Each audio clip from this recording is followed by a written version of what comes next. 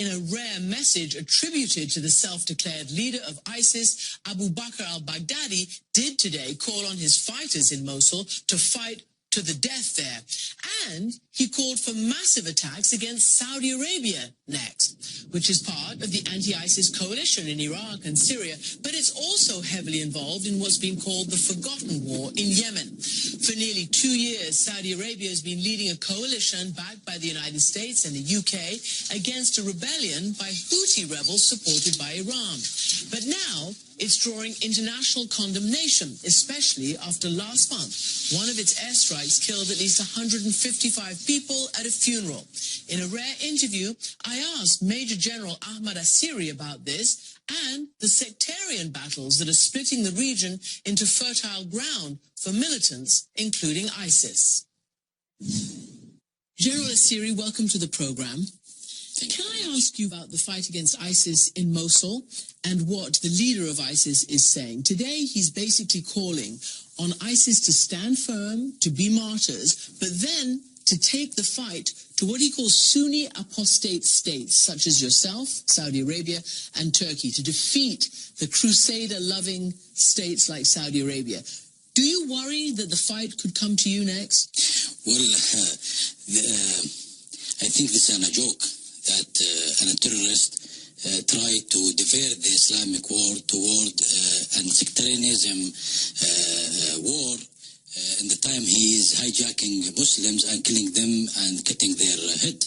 I think that the time now is to be unified as a Muslim, regardless it's Sunni or Shia, toward terrorist groups like Daesh and their leaders like Baghdadi. I fully understand what you're saying, but the fact of the matter is that you are in the middle of a very fractured sectarian divide, and you're leading one side of it, the Sunni side, and I know you believe Iran and its allies are leading the Shiite side. So again, Al-Qaeda attacked Saudi Arabia. Do you worry that ISIS, which has popped up in Iraq, Syria, in Afghanistan, in Libya, is a threat to you now? We look to the Islamic world as unity, leading by the Kingdom of Saudi Arabia, who is serving the holy mosques to the Islamic world. What Iran said, this is the way that they want to get the Islamic world in sectarianism thought, and we do not agree with this. We should look to the Islamic world as a unity. This is what we work for. You asked me about the kingdom. Yes, the kingdom were attacked by the Al-Qaeda, attacked by Daesh, attacked by the Iranian criminal in our eastern provinces, and this reflects that the kingdom is a target for the terrorist groups. Why? Because they want to attack the heart of the Islamic world, and they know if the Saudi Arabia collapsed and couldn't control the Islamic world, this means 1.5 billion Muslims will explode in the world, and this is too dangerous. I see you rejecting this idea that there's a split, but of course every analyst and every player in the region believes differently. So let's just move on. You are on different sides of many issues, whether it's in Iraq, whether it's in Syria. Let us ask you about Syria now. What do you think is going to happen? What is the fate of eastern Aleppo, for instance? What is your intelligence saying? You have contacts there, you are supporting one side. The position of the kingdom, well, from day one, was with the Syrian moderate opposition, with the Syrian population. And we keep calling from the beginning to no-fly zone, to assist the moderate opposition. If you want to compose the situation in Syria, we have to talk about the regime and his forces, talk about 60,000 militias conducted by Iran and their General Soleimani in the ground, and we talk about the Russian. The kingdom always with the international community, which is today represented by UK, US, France and other allied, to find out the solution. Because what do you believe the solution will be in the next few days? Today, for sure, it is in a very difficult situation because we were late. We missed a lot of opportunity to defeat the regime, to defeat the militias. Now we have to find out and creative solutions in concert with the international. Do you think it's too late? Because many say that now, because of all the things that you're describing, that President Assad has the upper hand. Look, the Syrian population will have the upper hand. Even if we enforce Assad to stay by any agreement. At the end of the day, it will be the word of the population. And you know that population, when they decide, they deliver. Let's move on to Yemen then, where you are directly involved. In fact, you're leading a coalition. Again, it's a division between your coalition versus what you claim to be an Iranian-backed Houthi rebel attacks there. It's not going very well. This has been going on now for more than a year, and there is a huge backlash against your forces. What do you say to people who are legitimately criticizing what they see to be indiscriminate bombing of civilians as you prosecute what you believe to be a war? Well, I don't agree with most of you said about this indiscriminately attack against civilian. When you direct on a campaign, you have objectives. Do the coalition have objective to kill Yemeni population? No, because we are here to protect them against the militias. So when there is a mistake, we have to take over a recommendation and investigation. And this that was done.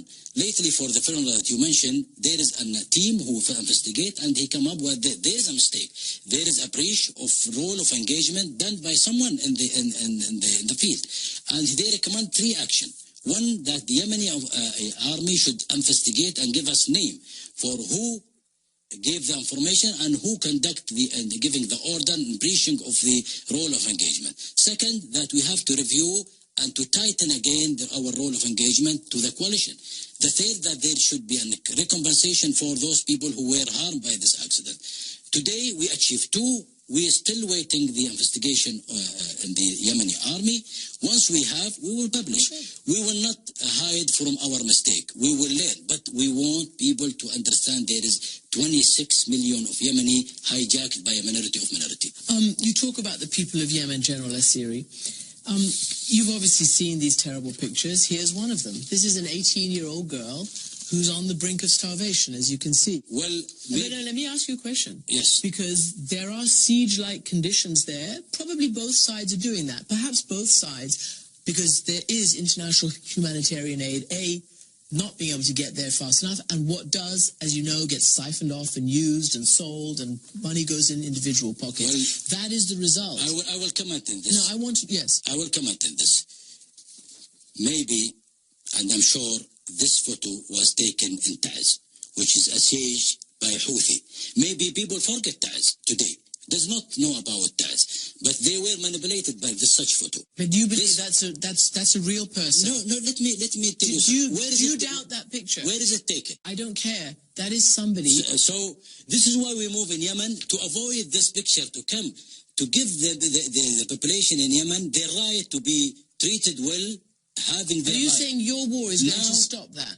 No, look, now there is a country, and this woman is among those countries hijacked by a criminal group who want to implement their force in spite of the price. Do you accept any responsibility? Because obviously, as I said, there are siege-like conditions. This is international community responsibility. If we do not resolve the problem of Yemen, all of us is responsible. We ask all the humanitarian group to go to Taiz. And today, in your camera, I will say, the one who want to go to Taiz to solve those kind of picture, tomorrow we receive him.